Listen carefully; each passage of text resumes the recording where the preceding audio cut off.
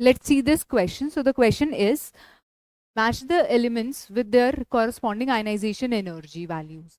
ठीक है, यानी कि हमको यहाँ पे क्या दिया हुआ है, कुछ एलिमेंट्स दिए हुए हैं, nitrogen, oxygen, beryllium and boron, और यहाँ पे हमें रिलेटिव उनकी आयनाइजेशन एनर्जी की वैल्यूज दी हुई है. ठीक है, तो हमको मैच करना है कि किस एलिमेंट की आयनाइजेशन वैल्यू लगभग कितनी होगी. ठीक है, तो अगर हम देखें तो जो आयनाइजेशन एनर्जी होती है उसका ट्रेंड क्या होता है, अलोंग द पीरियड जब हम चलते हैं तो ionisation energy increases due to the increase in the effective nuclear charge, and as we move from top to bottom in a group, ionization energy decreases due to the increase in size.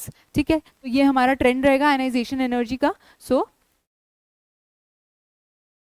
as we move from left to right in a period, ionization energy increases due to the increase in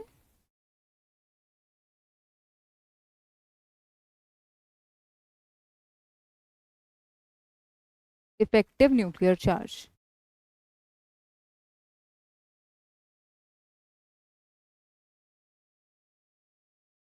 ठीक है, अब देखो, अब यहाँ पे अगर हम इन elements को देखें तो सबसे पहले बेरिलियम जो है वो मेरा ग्रुप 2 का. ठीक है, ग्रुप नंबर अगर मैं यहाँ पे लिखूं ग्रुप नंबर, तो ये ग्रुप 2 का एलिमेंट है.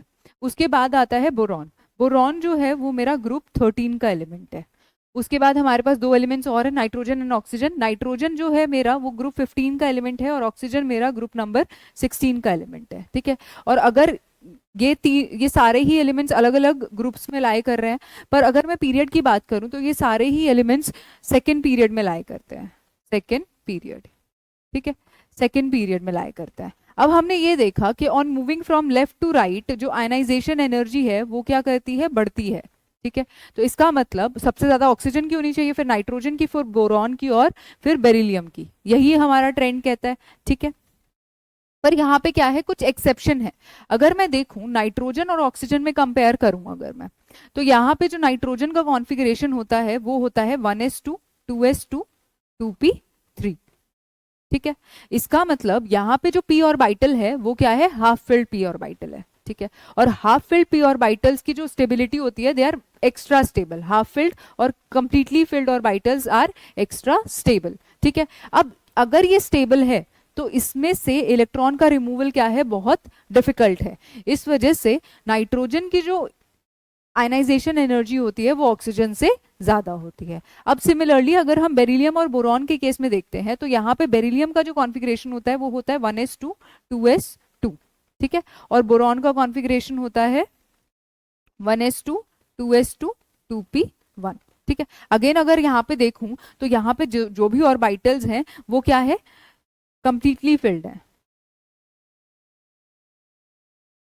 Field orbitals. ठीक है, जिसकी वजह से ये जो कॉन्फ़िगरेशन है वो बहुत ज्यादा स्टेबल है. ठीक है, अब ये भी अपना इलेक्ट्रॉन क्या नहीं कराना चाहेगा, रिमूव नहीं कराना चाहेगा. इस वजह से अगर मैं बेरिलियम और बोरॉन में कंपेयर करती हूँ तो बेरिलियम की आयनाइजेशन एनर्जी ज्यादा होती है एज कंपेयर टू बोरॉन. ठीक है, और नाइट्रोजन और ऑक्सीजन में से किसकी ज्यादा होगी, नाइट्रोजन की ज्यादा होगी, क्योंकि यहाँ पे क्या है, स्टेबल हाफ फिल्ड कॉन्फ़िगरेशन.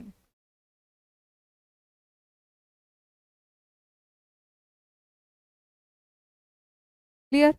तो अगर मैं ऑर्डर लिखूं, यही आयनाइजेशन एनर्जी का ऑर्डर लिखूं, तो सबसे ज्यादा किसकी होगी, नाइट्रोजन की होगी, देन ऑक्सीजन की होगी, then beryllium, and then boron की क्या होगी, लीस्ट आयनाइजेशन एनर्जी होगी. अब ऐसे ही हमें क्या करना है, बस इसको कंपेयर करके और हमको इससे मैच करना है. यानी कि नाइट्रोजन की सबसे ज्यादा, तो सबसे ज्यादा वैल्यू मुझे यहाँ पे 1400 किलो जूल पर मोल दिख रही है. तो यानी कि जो ए का सही ऑप्शन होगा वो होगा एस. अब उसके बाद ऑक्सीजन की होगी, तो ऑक्सीजन के लिए 1300 सबसे क्लोज आंसर दिख रहा है मुझे. उसके बाद बेरिलियम और बोरॉन में से बेरिलियम की ज्यादा होगी due to the completely filled configuration, इसलिए सी का हो जाएगा क्यू, एंड देन बोरॉन के लिए 800 वैल्यू हो जाएगी. ठीक है, तो ए का एस, बी का आर, ठीक है, देन सी का क्यू, एंड देन बी का पी, डी का P, sorry. So C will be the correct option.